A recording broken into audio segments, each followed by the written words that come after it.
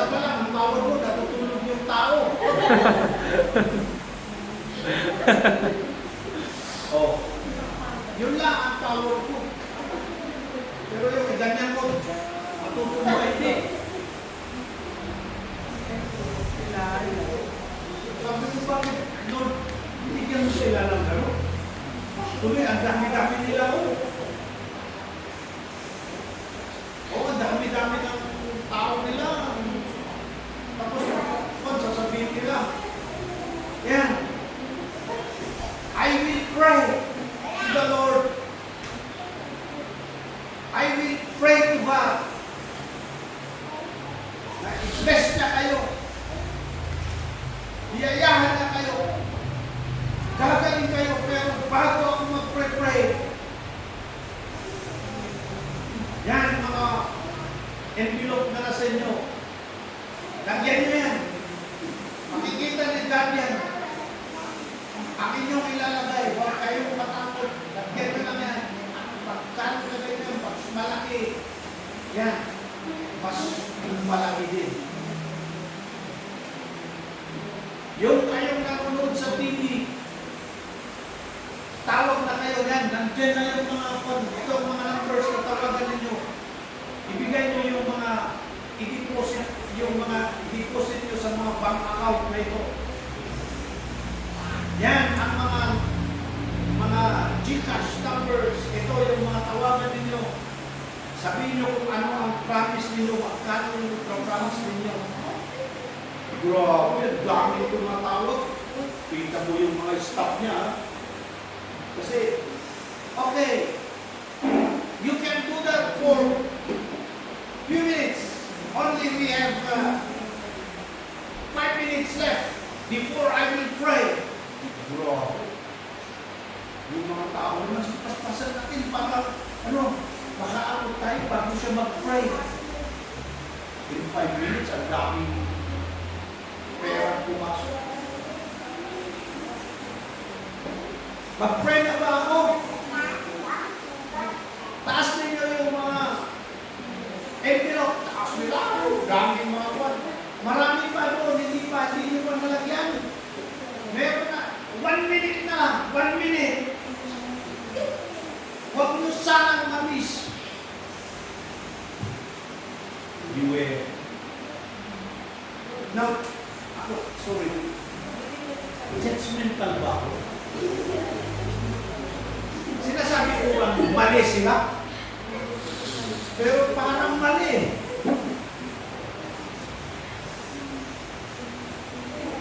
Alam niyo yung mga gumagawa ng ganyan? Yung mga, yung gumagawa ng mga net, ang mga background niyan, multi-millionaire. Yan yung mga nag-prefix na yayaman ng kanilang membro. Pero sila ang naging multi-millionaire.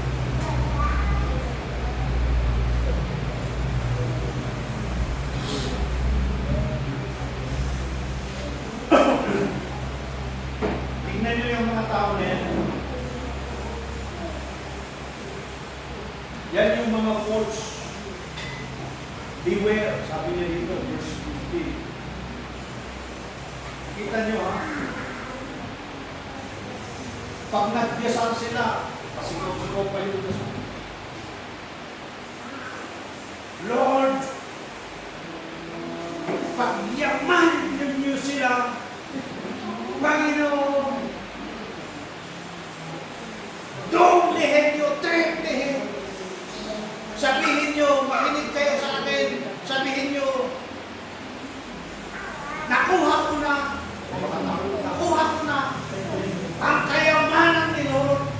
Ang kayamanan ni Lord.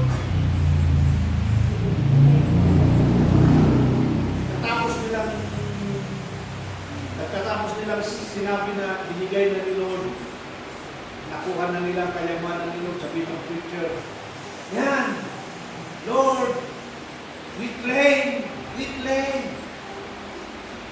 namin ang kayamanan. Eto, bigay mo sa kanila. Let's clap our hands to the Lord for the blessings we receive. Ang nag-receive pala yung pastor.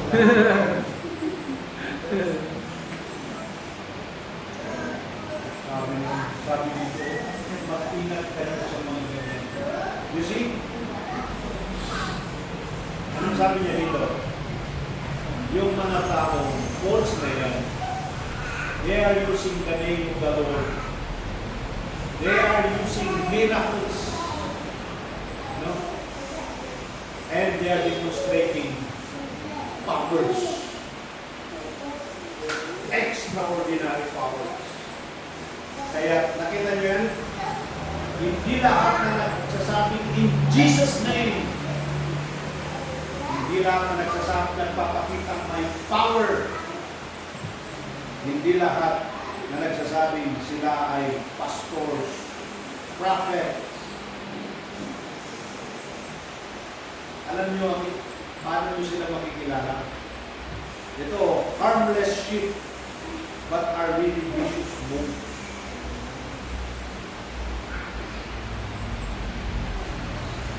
Alam nyo, tinitingnan ko kung minsan yung mga sabi nyo, grabe. Talagang nakaka-intimidate. Yung nakaka-bilip na nag-bilip ka sa salita. Tingnan mo yung mga ganun, ang nagara nilang mga preacher, tapos yung mukha nila, bubang pa nila. Oh, yung mga pastors nila, yung bubang ko, saka yung mga pastora nila o kay preachers nila, ang gaganda. O walang binatbat nito. Kasi dito bakit ito, Diyos na bless nila. Tama nga naman kung sabi niya, mukha silang maamong tupa. Maamong tupa. Di ako nga, kinakatakutan si Jimmy, pagkita niya sa akin, yung tanong na, hindi ako pinapasunan.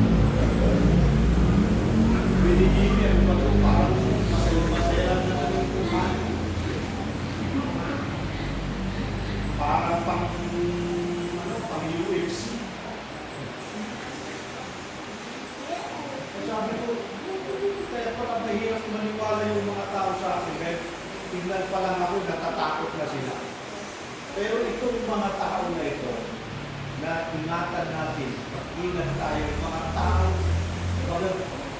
mga sheep ang mga nag-disguise.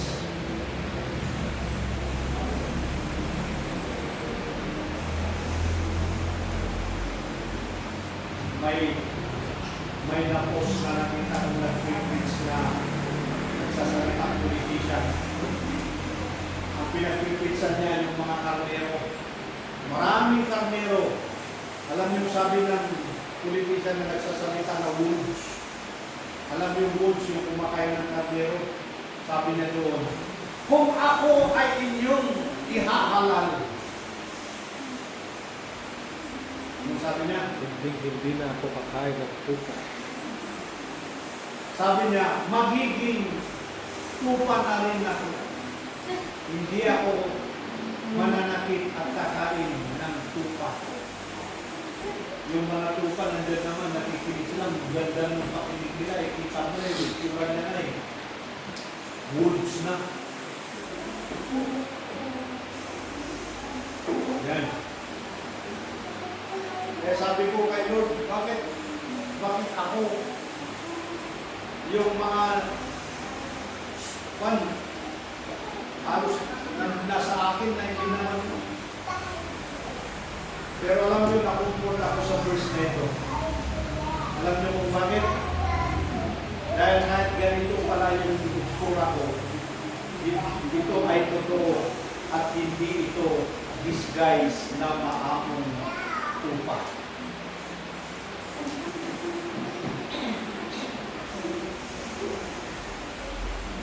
Intindihan yan?